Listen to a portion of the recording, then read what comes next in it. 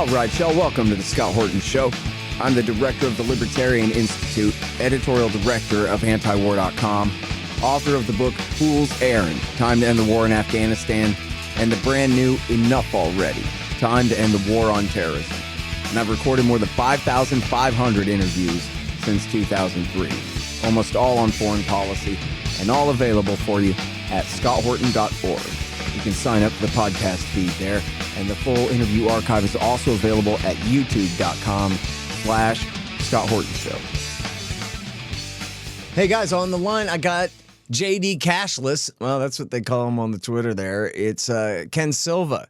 He, of course, is an investigative reporter for HeadlineUSA.com, and also we run him from time to time where he's one kind of fellow or another. I forgot what we called him.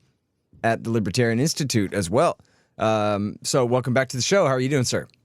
Oh, thank you very much. And I'm but a humble contributor to your great site, but it's always good to be here. Well, we should name you some kind of fellow or another. I mean, I'm a poor man's version of JD Cash, hence the ode, the Twitter title. But yeah, I wasn't sure if that was a reference to just having a debit card. Well, it was the day after the Epic Times fired me, so I changed my Twitter handle both to kind of pay homage to JD Cash, whose work I kind of repurposed for the Epic Times, as well as just a signal that I'm dead broke. But you know, a year later, the Epic Times has had getting allegations that it served as a money laundering front. So I'm feeling pretty good about myself right now. Yeah.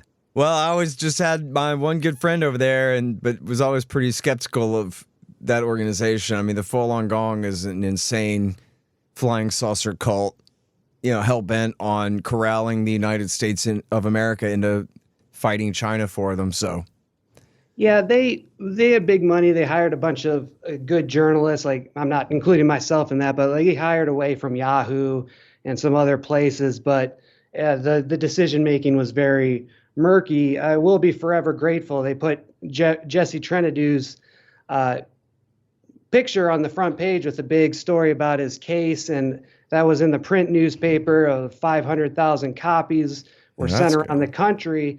And in fact, I was breaking news to people that Jesse ran cross country with. I was talking to some of his buddies just to learn more about Jesse and his running career, because I ran cross country too.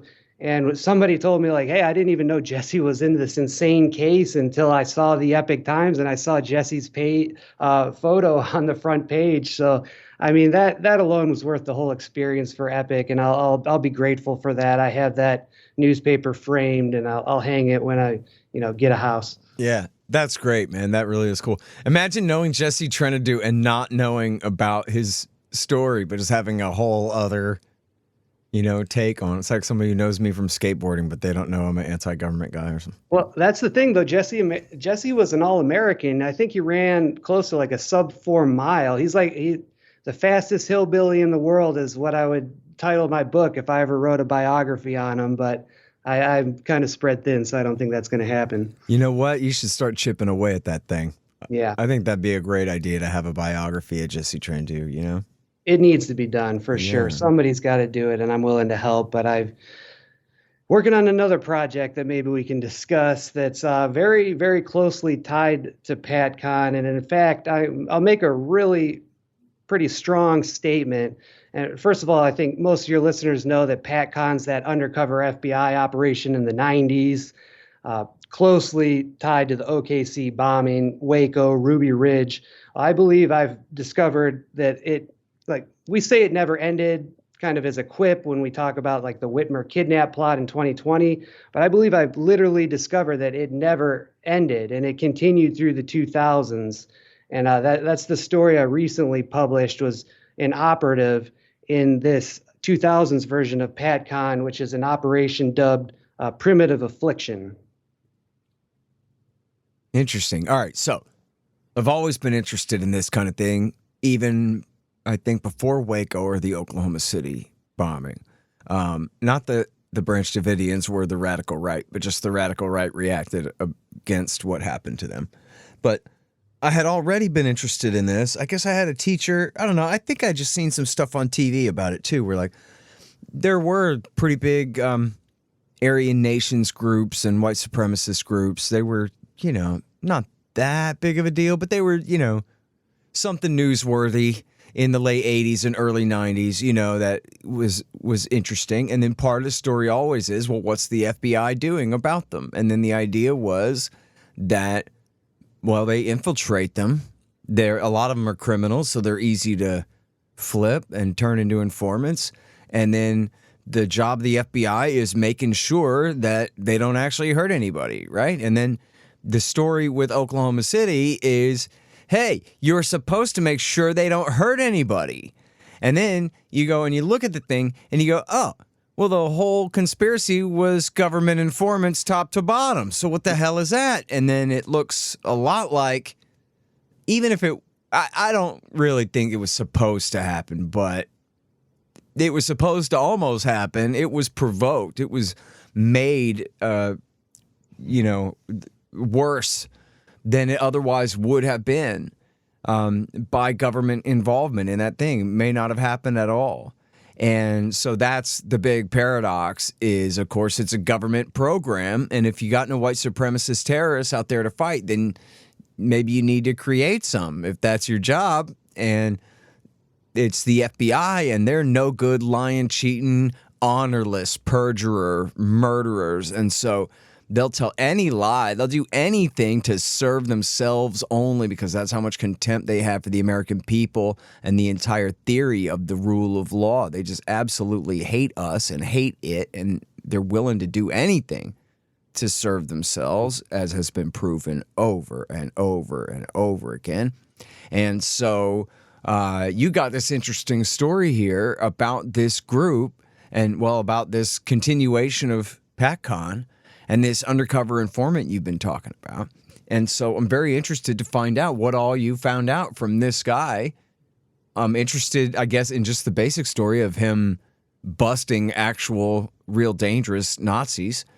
But I'm also interested in whether you asked him whether his job was ever to make things worse, or especially in a way that really created a danger for regular Americans. So anyway, I don't know. I think this stuff is very interesting. And I was actually just working early this morning on the Russiagate section of my book, which got me renewed in my absolute contempt for these very absolute worst Americans, the FBI, the butchers of Waco, the sworn perjurers in virtually every case that they touch. Right. And you mentioned, there's no such thing. Once a government program gets enacted, it's basically permanent.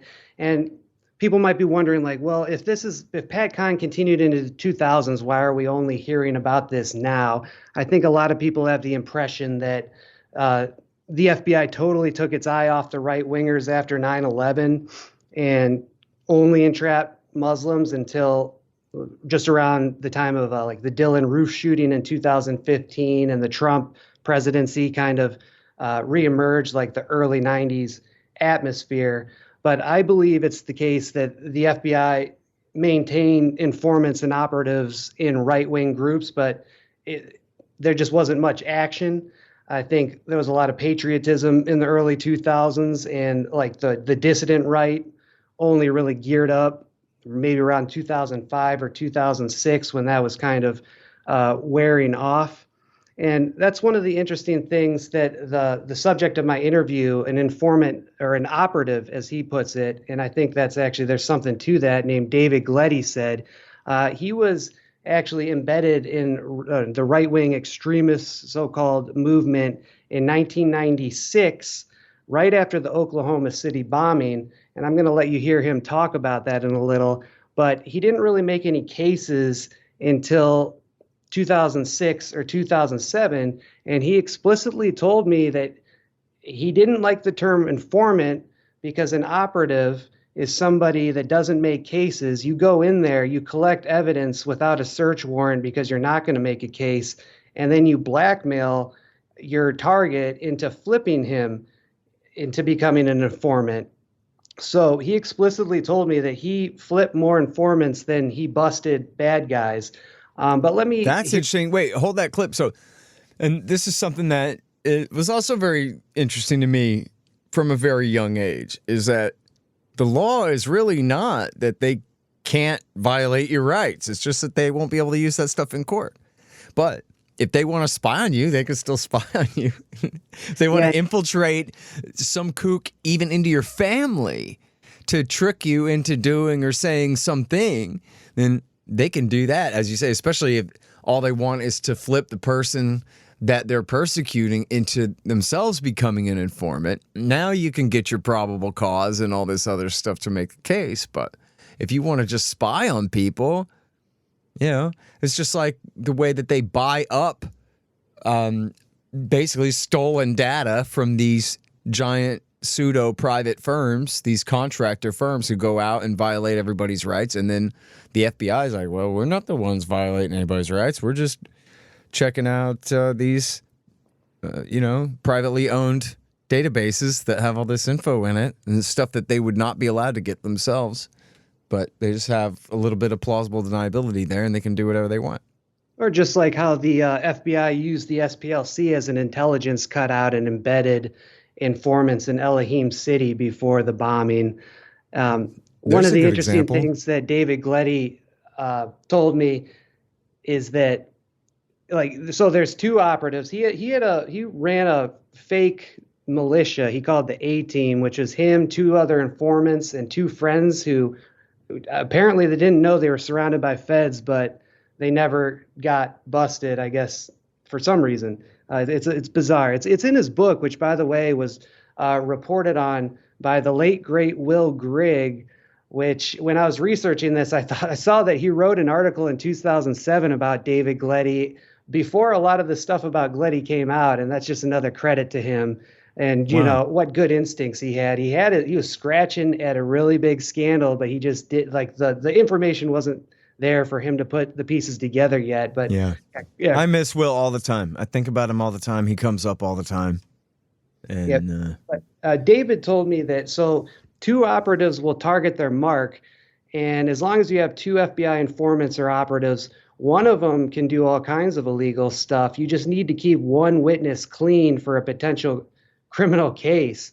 And that's something that I hadn't really considered before. And just him actually saying that to me was shocking. And I do have audio of him.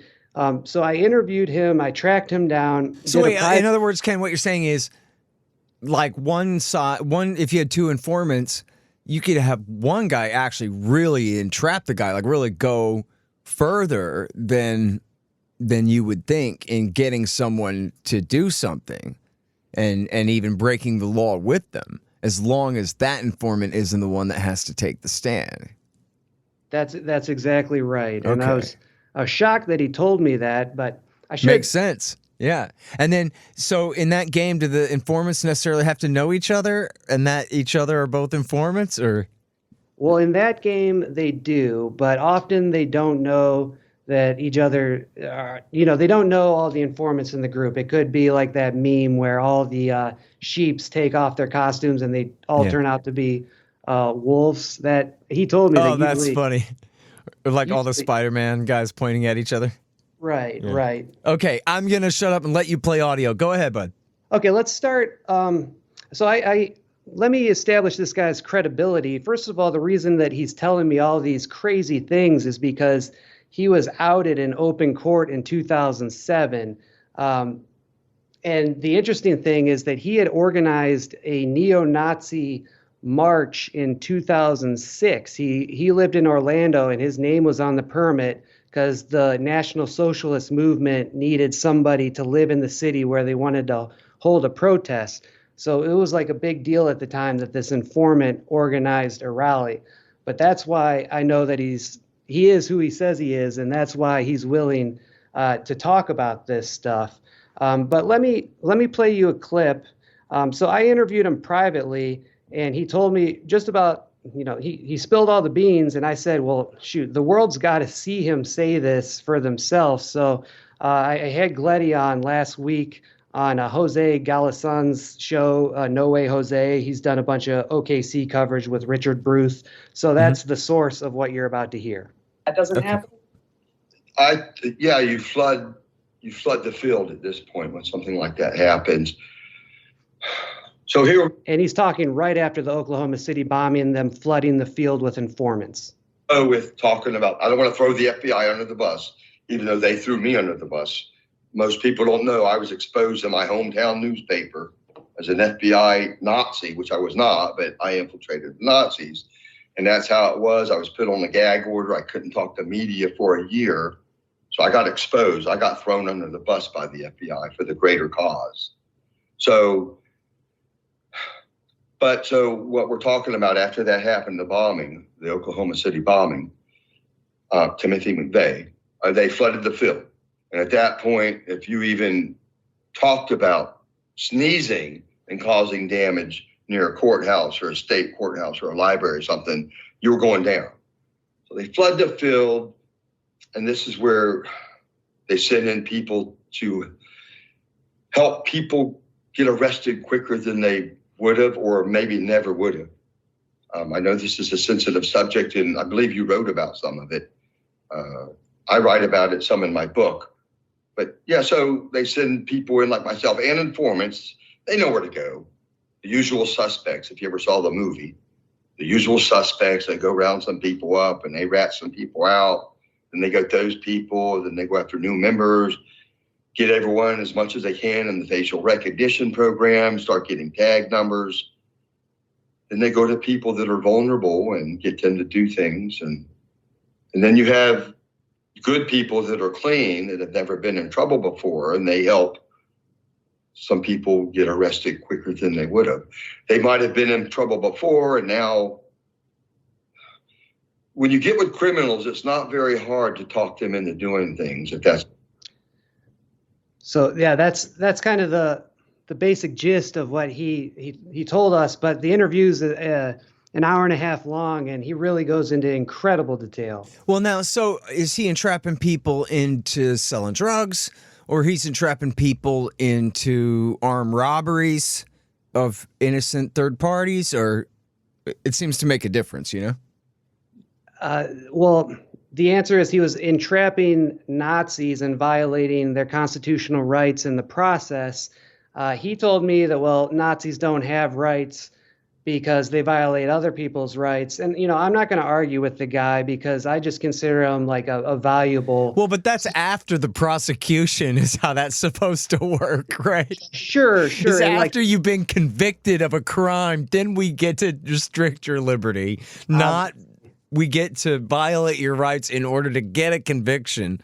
But anyway... But no, I mean, and look, I agree with you, and it is important that, yes, of course, if Nazis' rights aren't protected, then everybody else's rights are in jeopardy. But it's also important whether they're being entrapped into offenses or real crimes. And even then, if they're being entrapped into real crimes, is it real crimes against, say, other Nazis or other criminals, or whether they're hurting just regular citizens out there in the world? Mm-hmm. So he remained an operative for like 7 years. And then the criminal case where he was ultimately outed in court were against two Confederate hammerskins that were charged with robbing drug dealers. Like in the ghetto, you go, you know, you buy Coke at 8 p.m., then you go back at midnight, then you go back at 4 a.m. And that third time they're used to you, and that's when you spring the robbery. And David Gletty told me that he did plant that idea in their minds and entrap them into doing that. And he told me that he witnessed these two do all kinds of like terrible actions like rape and beat people up while he was hanging out with them. But then he busts them on this kind of weird charge. So I don't really know what to make of that. I should say that this guy is an admitted professional liar. So we can't take everything he says 100% to the bank, but we can kind of like triangulate certain allegations with other information that we know and suss out the truth. And yeah, some of the stuff he says is 100%, I believe, true. The Confederate hammerskins case, why that ended the way it did, I don't know. It was kind of a bizarre way to kind of wrap up his career. Huh. Okay. So I guess how many court documents or contemporary news stories of these kinds of things do you have to verify his claims? I have court documents. I don't have hardly any contemporary stories because this never made the national media, but the Orlando Sentinel ran a giant story called Neo-Nazi Organized, Neo-Nazi Rally Organized by FBI Informant. And then like 20 years or 15 years later, after January 6th, they kind of revisited Gletty, and he's holding up the newspaper, and they talk about his work and how the radical right has reemerged. But the key court document is ironically his book, which that might be a weird thing to hear. So Will Grigg has a copy of his book because he bought it like right when it was published after he was outed. But I believe you can't find it anywhere. I don't know if the FBI is buying up all the copies or what. But a neo-Nazi inmate named Bill White, who I've written about extensively in a series called The Fed Files, actually scanned page by page the book and filed it as an exhibit, arguing that he was entrapped. So that's how I was able to get the book. And the key thing in the book that establishes his credibility is a quote from his handler saying that David Gletty worked for me and he got good results. And now his handler, Scott, is moved up. He's currently in ASAC in the Denver field office. Just throw that in there. So like he is who he says he is. He's definitely a credible operative, but again, a paid spook. I'm not gonna just rewrite everything he says. I mean, he described to me participating in a satanic ritual, and I don't know what to make of that. So I'm not just reprinting everything what he says. Yeah.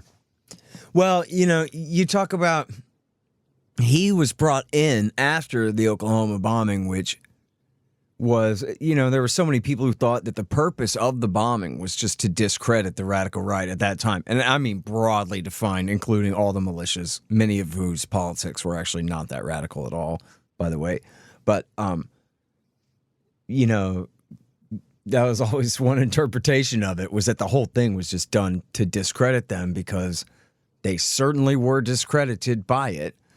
And rather than touching off the revolution, if that was what McVeigh thought he was going to do, it actually just, every militia guy stayed home and shut his mouth after that. And then there's just a couple of years later, a few years later, that W. Bush came, and all the anti-government right of the 1990s realized that they were just against Bill Clinton. They actually loved government. They loved government even more than their mama.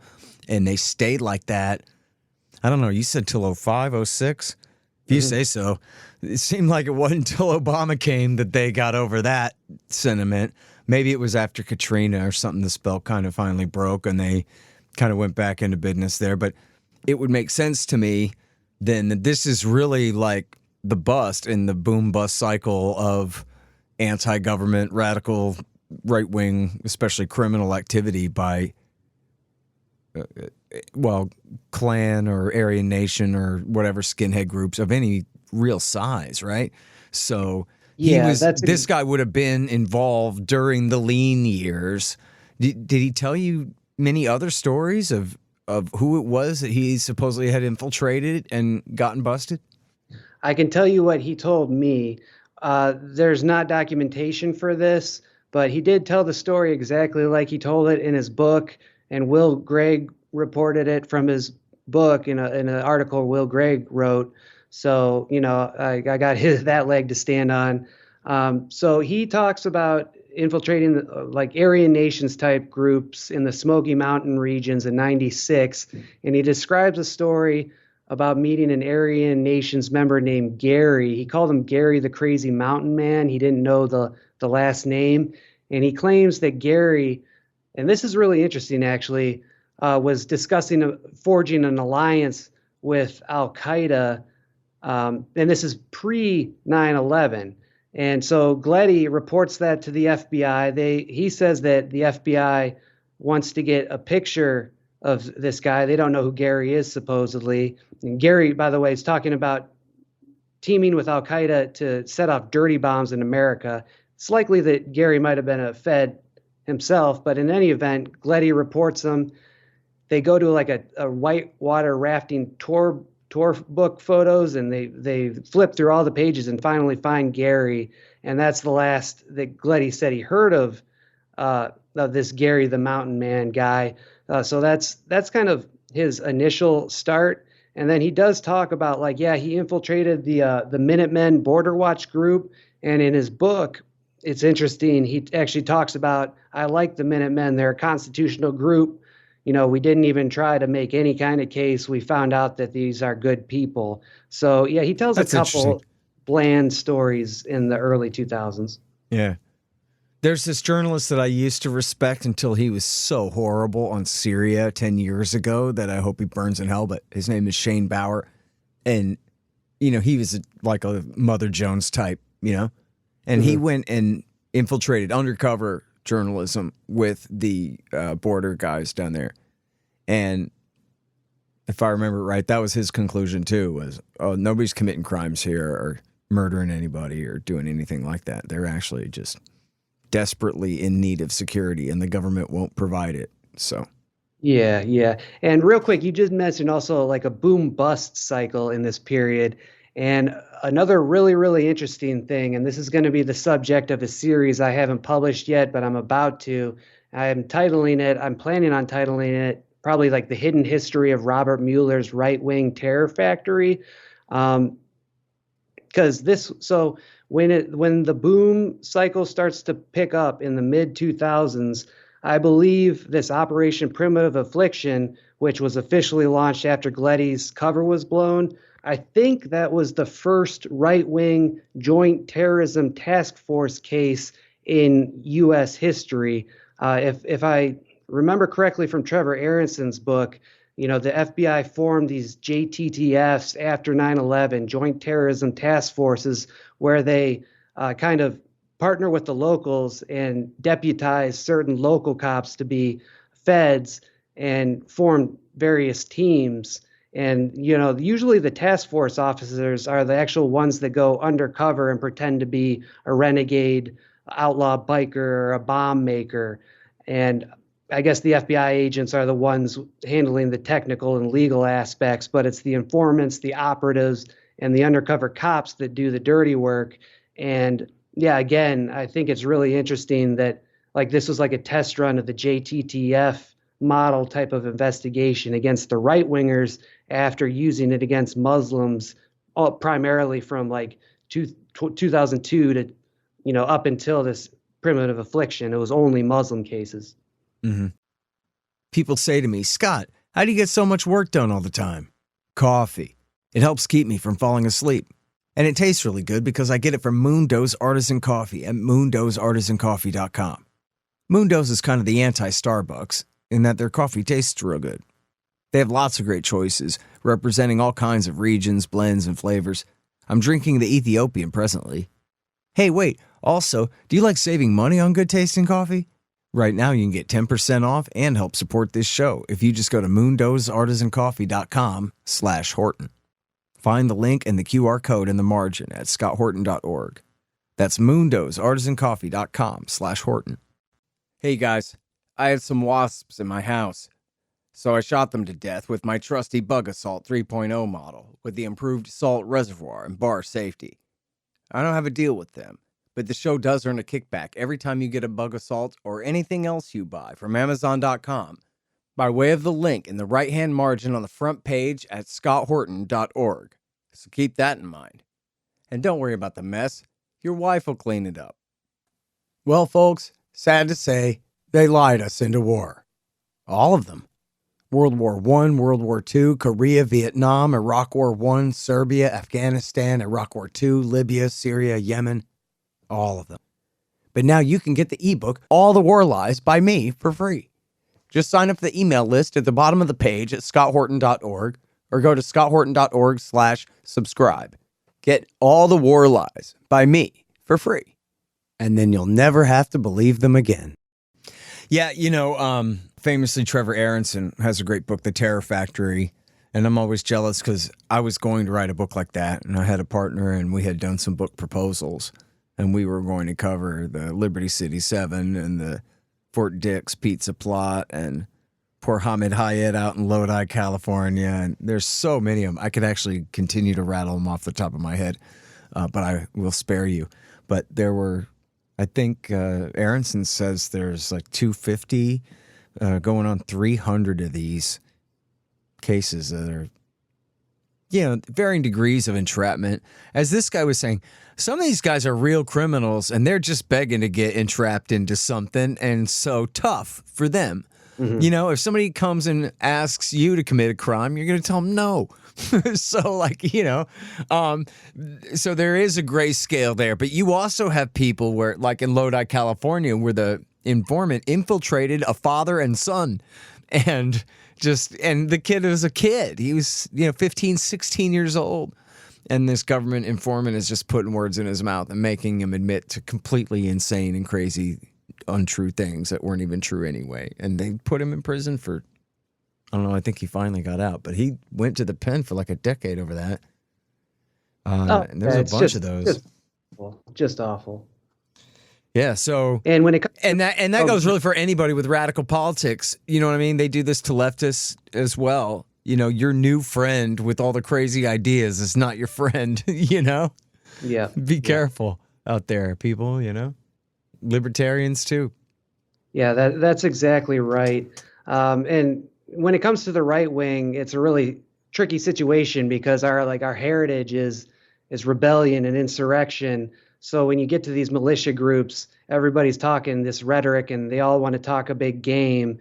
And yeah, it's just terrible what the FBI does and sets up these cases when they know there's no risk of danger. But I mean, That's just the world we live in today. You got to be careful, even if you're a libertarian. I was doing some research on a guy who flipped informant, a former libertarian named Christopher Cantwell. And he was in the Free State Project, and he was expelled for writing a story saying, libertarian ethics dictates that we're allowed to kill federal agents. And, a couple years later, he's outed as a Fed. So, yeah, libertarians beware as well. Yeah, exactly. And it was pretty obvious that guy was an informant. I think people were calling him out for a long time as being an informant before he became a Nazi. When he was still trying to say that stuff around other libertarians and whatever. Yeah, and I pretty much all but confirmed that he's an informant. I had, so he outed himself as a Fed, and then basically he was saying, I'm talking to the FBI, but only about Antifa because these are our enemies and we need to use by any means necessary to crush the commies. But then he goes to prison, and this is subject of, I think, Fed Files 5 in my Fed Files series. And the neo-Nazi inmate Bill White claims that Cantwell offered him, he's kind of taking a message from the DOJ that, hey, if you're a good boy, get out with me, let's start a front group, according to Bill White. That's just an allegation, but it does ring true, and it certainly matches the other public things we know about Cantwell. Yeah. It's an important point what you say too about, right-wing militia guys, they're gun owners, and a lot of them want to talk tough. I know 25 years ago, I heard all kinds of right-wing militia guys say all kinds of right-wing militia guy, tough guy things, and then none of them ever did anything.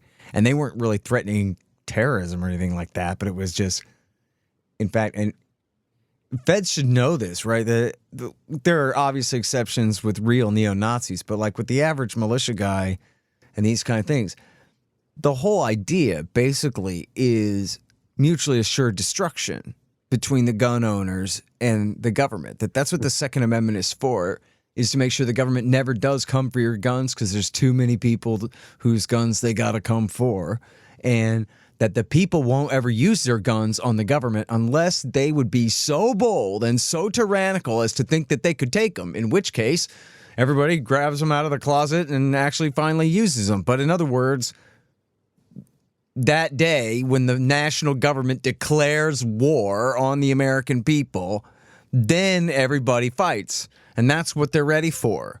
It's not a matter of like, the insurrection and the guerrilla war insurgency is on now.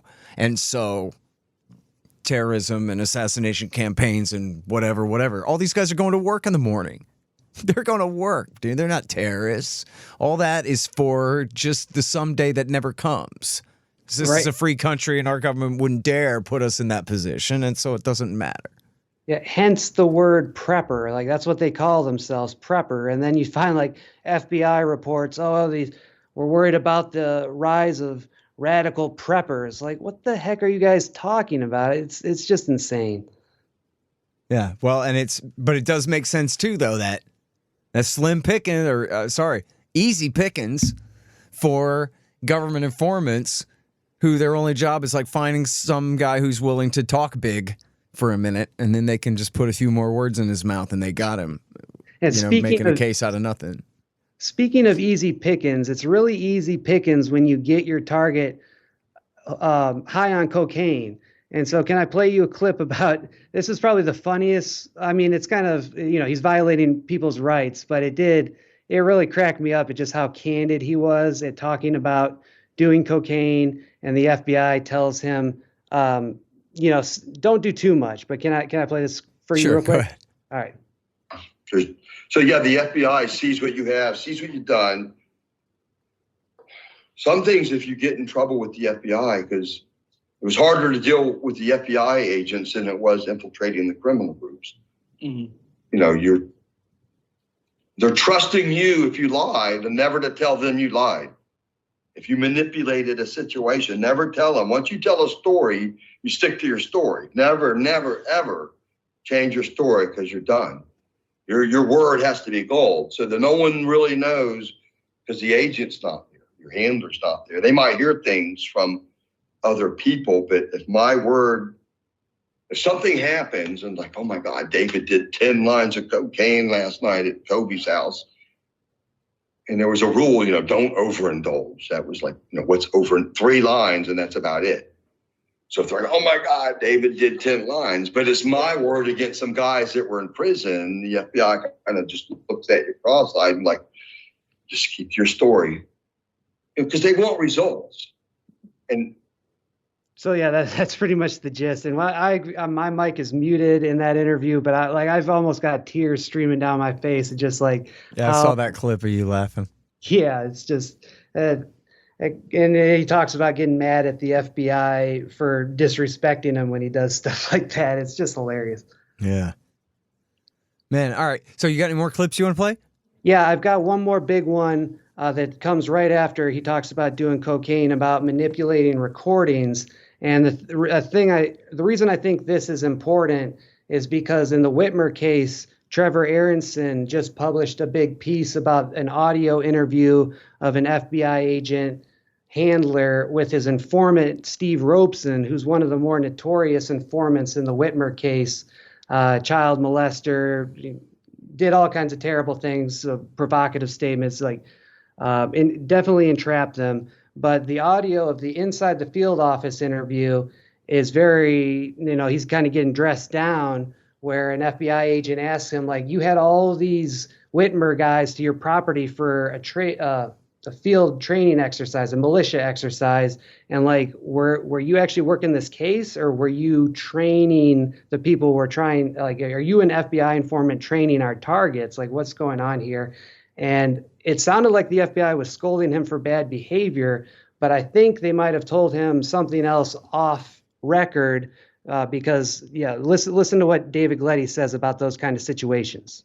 You go to the FBI office. I'm getting stirred up now.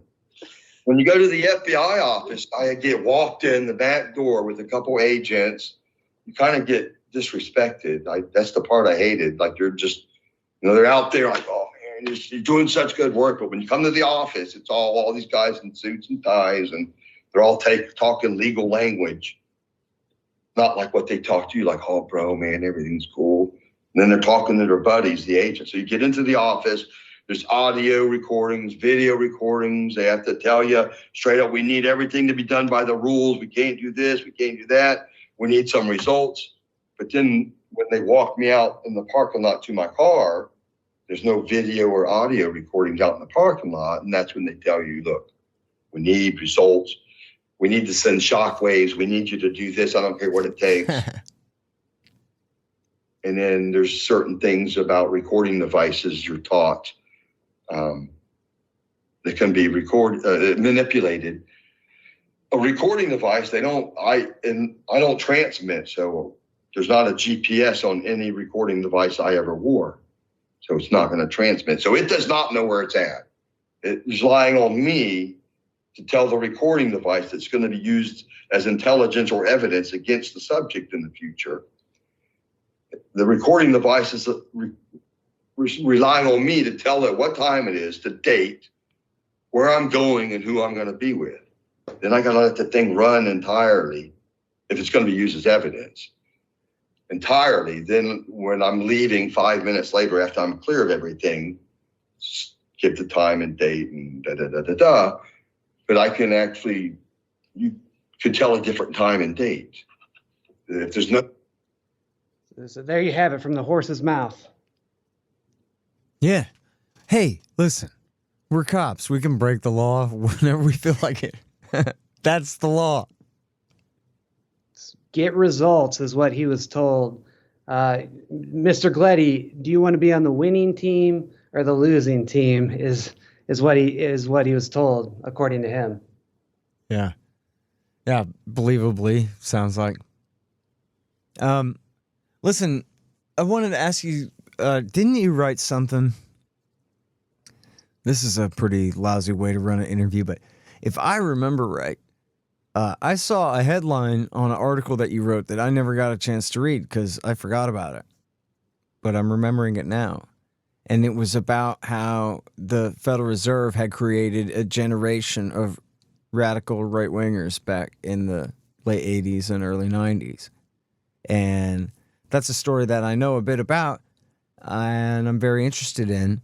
And I was wondering if you could talk about that.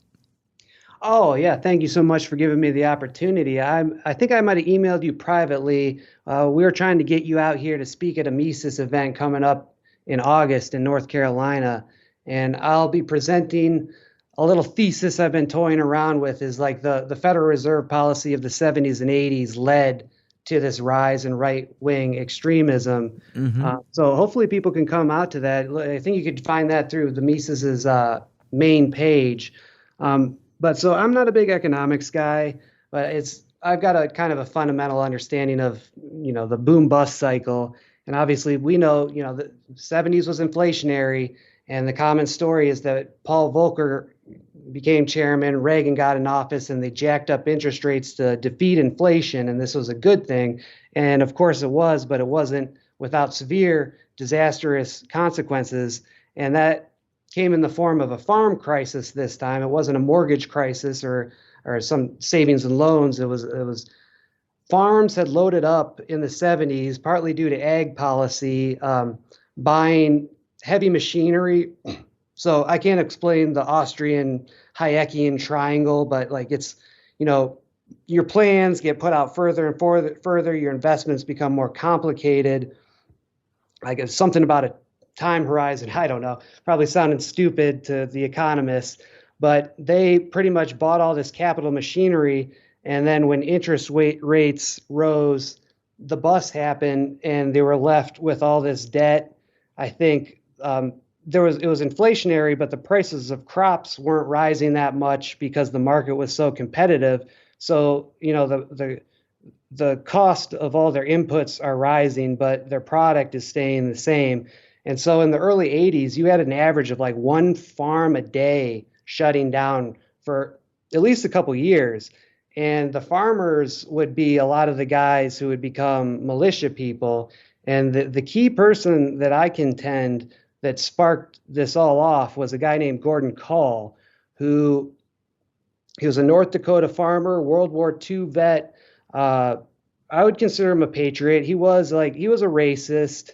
But he never really talked about that, as a real issue. He was more anti-communism. He came back. He didn't like his taxpayer funding abortion, and so he stages like a tax protest. He gets thrown in jail, gets out. He's on probation. He vows never go back to jail again because he had 2 heart attacks in jail. I don't know. I think he actually believed the government was trying to kill him, whether that's true or not. I'm just trying to give you an idea of this guy's mentality. So the marshals try to take him down, and they get into a shootout. He kills 2 marshals, goes on the run, a fugitive for a couple months, becomes a real cult hero in the underground dissident right in the early 80s. The FBI eventually tracks him down and Waco's him, burns his house alive. His body's deformed. It really looks like the FBI murdered him on purpose in revenge. Regardless if that's true, that's definitely what the right-wingers thought. And that, I think the next month was the Aryan Nations World Congress. Louis Beams talking about how they murdered Gordon Call. This is a declaration of war. We're going to war. And it was out of that meeting that the neo-Nazi bank robber gang, the Order, starts. And they end up robbing $2.5 million from banks to fund right-wing terrorism in the 80s. These guys were real right-wing terrorists. And the FBI has to take them down. They do a pretty decent case against the Order, but then they get a little overzealous and they want to take down the entire right-wing network. In the late 80s, there's a sedition trial in 87, and the government is humiliated and defeated. And out of that, I think like a year later, Strassmeyer comes to the country, PatCon gets started, and the rest we've already pretty much discussed in this show. But so that's kind of like the chain of events. Hopefully that wasn't too long. Were you able to follow that all right? Yes, absolutely. You're right. And I mean, I already know that you're right about all that stuff. And you're way better on the details of Gordon Call and all of that. But as far as that whole generation of guys losing their great-grandfather's farm and the resentment that caused, and it wasn't, the market.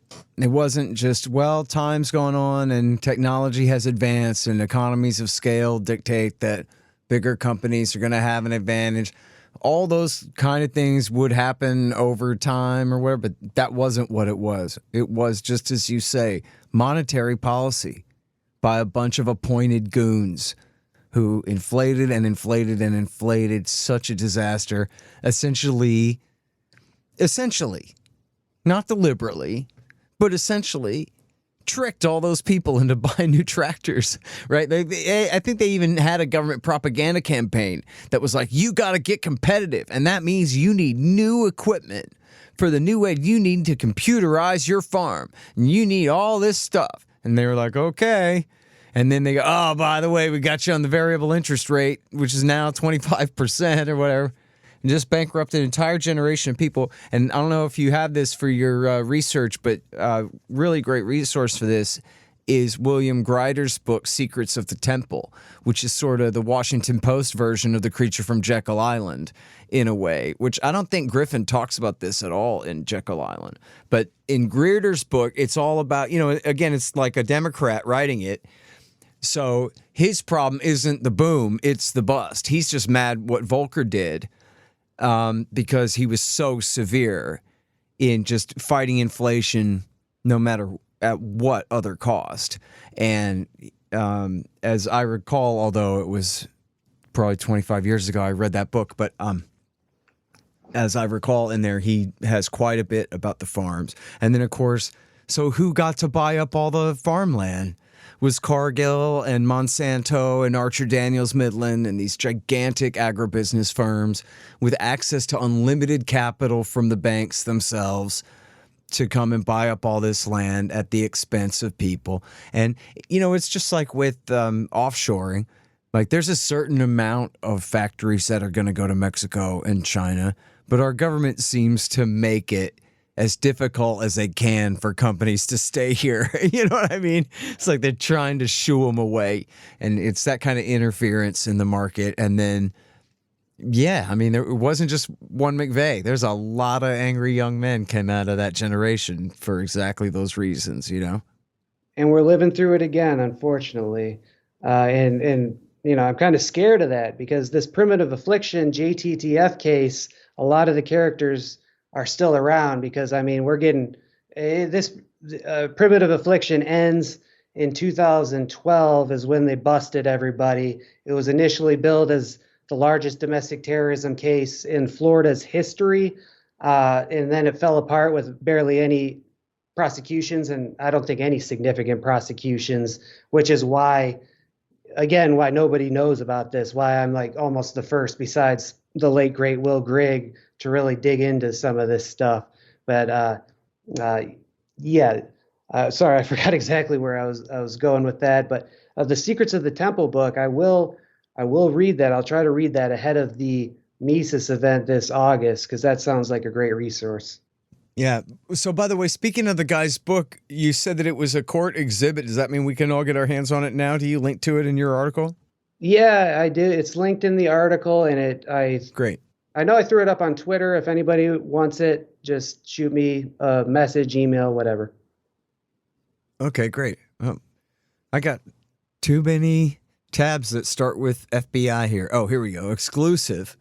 Ex-FBI source reveals how he infiltrated anti-government groups at headlineusa.com. Good stuff. And I'm paging down now looking for that book. Here we go. Undercover Nazi in my to-read someday pile.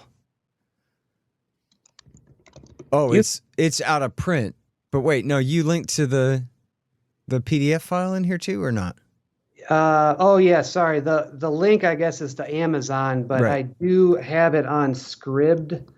Let's see, Undercover Nazi. Okay, well, I'll just look it up there. Okay, I'll send you a link if you'd like. Okay. And it's something. It's as Will Grigg describes accurately. It's very poorly written but highly informative. About 120 pages. You could pretty much get it done in one or two sittings, just like a couple hours, and it is worth reading for students and fans of these kind of subjects. Yeah, absolutely. There's another book. Be. While I'm on your show, maybe I'll put out the call. There's another book called Primitive Affliction that was written by an undercover cop in the case, and that's totally out of print, and I can't find it anywhere. The publisher's defunct. It was run by some con man lawyer. I reached out to him to see if he still has a copy. He never responded, and I can't really. It was like a pseudonym, so I don't know who exactly wrote it. I can't track it down. But if anybody knows how to get the book, Primitive Affliction by Chuck Arlaw, that's pretty much what this series is about. And I would love to have that resource because there is like a Chicago connection to all this that isn't revealed in court documents. And the show's going on pretty long, so I won't try to get into that here. But it really is like a multi-state JTTF giant PatCon sting operation, dropping the series soon. And yeah, I'm pretty excited because I've written a lot about OKC and PatCon. I've broken some new stuff, but I'm largely standing on the backs of giants like Roger Charles, J.D. Cash, yourself, Richard Booth, Wendy Painting. This Primitive Affliction stuff I'm kind of standing on my own work and hopefully creating something that bridges the gap between PatCon and like Charlottesville and the reemergence of modern times. Yeah. Well, I'll tell you, when I just Googled Primitive Affliction and Chuck something because I missed the last name there, it pulled up a FOIA log at the FBI website. So I'll trade you links. Oh, great. Yeah. I was thinking that might be one way to get some of the contents is try to FOIA it. Yeah. Google is so horrible now. It's awful. And the FBI will probably if you FOIA it, they'll just redact the whole thing. So. Yeah. Well, that's why we got to spring Julian Assange from prison. Yeah, free Assange for sure. Yeah. Okay, cool. Well, thank you, man. You do great work, and you're always fun to talk to. Learned a lot. Yeah, thanks again so much for having me. Really appreciate it. Yeah, absolutely. All right, you guys, that is Ken Silva. He is at headlineusa.com. Exclusive FBI source reveals how he infiltrated anti-government groups. Watch your back. The Scott Horton Show, Anti-War Radio, can be heard on KPFK 90.7 FM in LA, APSradio.com, antiwar.com, scotthorton.org, and libertarianinstitute.org.